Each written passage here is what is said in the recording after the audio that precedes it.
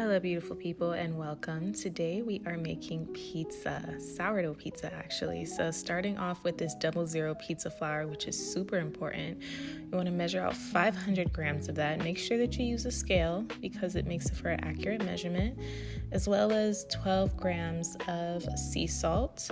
Mix together those dry ingredients before I added in my water. Once I add in the water, then I grab my active sourdough starter. So this has been sitting on the counter after I fed it for about 4 or 5 hours, and look at how nice and bubbly it is. So I go ahead and add that to the mixture, and I will have all of the measurements down in the description box for you guys. Gonna just mix that together so that you have a nice shaggy dough. So the dough is gonna take a little bit of time to come together, but just be patient and work with it. Then I'm gonna take my hands and perform some stretch and folds, which is super important. Stretch and folds provide the gluten formation of the dough, and right now the dough, like I said, is very sticky, so will stick to your hands a little bit. If you need to take some spring water on your hands to keep the dough from sticking as much, I definitely recommend that. And I'm just doing several rounds here until I feel the dough has a good consistency, and I cover it with some plastic wrap. Set that on the counter for an hour to proof. And as you can see now, the dough has risen a little bit. It has a little bit of formation. You can even tell here when I touch it that the dough has definitely come together a lot. It's not as sticky, and you can see the clear gluten formation. It's looking very, very nice. And since it is pizza dough, it is sticky. So like I said before, get that water on your hands if you need to. That definitely helps to combat the stickiness, but you don't want to get the dough too wet. So I always try to refrain from using the water unless I absolutely have to.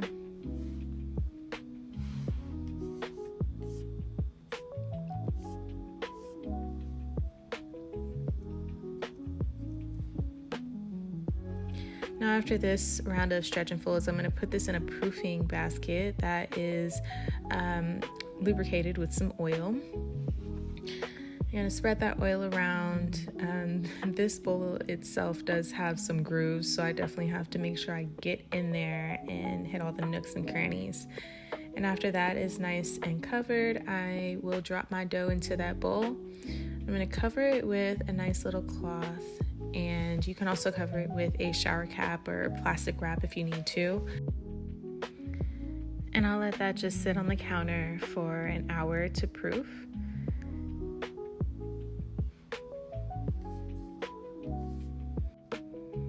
Now, as you can see, this dough is ready. Look at that size. The volume is amazing. And I'm just gonna flip that onto a floured surface. And now I'm just gonna work with the dough. So first I start off by making sure I put a lot of flour on it to kind of soak up the moisture and make it a little bit more workable. And I just kind of move the dough around, using the flour so that it doesn't stick to the counter as much like you see here. So I'm really kind of doing this scoop and swoop back to myself. Scoop and swoop. So I'm just gonna work with that a little bit until I get the shape that I like.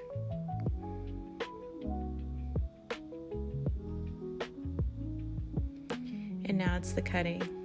First, starting by cutting it in half one way, and then just cutting it in half the other way. So what's great about this recipe is each time you make it, you have 4 personalized sized pizza doughs, which is perfect for prepping for the week. So I'm gonna go ahead and make these 4 pieces into balls by just kind of folding it on top of itself, as you can see I'm doing here. I do that maybe about 8 times before smoothing it out and setting it on the counter. And I do that with each one. And now it's time for storage. Taking that olive oil once again, and we're going to make sure that we lubricate these storage quart containers.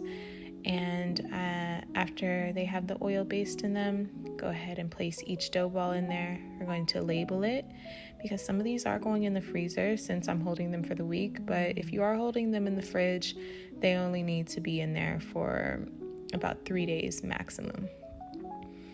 So now this is the dough after I took it out of the fridge for about an hour. It needs to sit for at least an hour. I took it out. You could see it's nice and bubbly. Look at how active that sourdough is. So now I'm going to start off by just patting it out in the center. And then I'm going to pick it up and start to stretch the dough.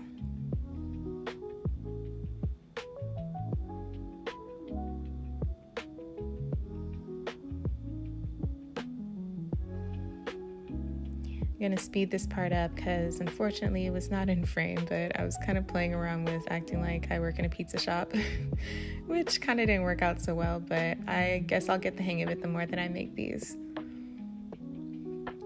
Continue to stretch it out to your desired thickness, and then taking a piece of parchment paper that is lightly floured, we're going to place the dough on top of that parchment paper. And once again, go ahead and stretch it out as you need to. Now it is time to sauce the pizza dough. So my sauce of choice that I'm using today is barbecue sauce. You can use whatever you like, but I love a good barbecue chicken pizza. So that is what I'm making today. I'll just spread that sauce on my dough with a spoon, leaving about an inch along the rim for the crust. And then I took some fresh mozzarella cheese that I sliced earlier, and I layer that on the pizza. And I take some red onions that I sliced, put those on there, and then I pan fried some chicken thighs earlier, actually for another dinner, and I'm just going to take that leftover chicken and use that on my pizza. After the pizza has baked, here it is. It is so crispy. You guys can hear the crunch as I'm cutting through it. Oof. And you can even hear my excitement here. It looks, smells so good. I cannot wait to taste it.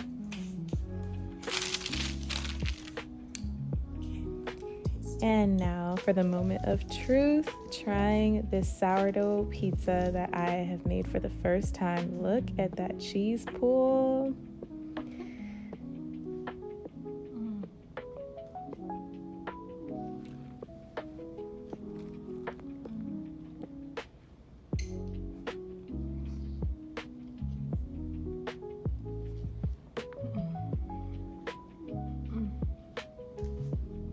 As you can tell, this pizza was a 10 out of 10.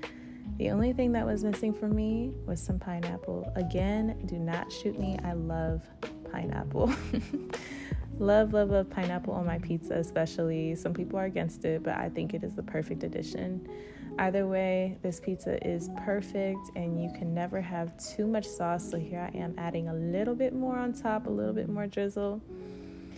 And it is just the perfect pizza. It is soft yet crunchy. It's light, flavorful. It has that sourdough flavor and aroma. Just so good. Please try it. I have the recipe down in the description, and I will see you all in the next video.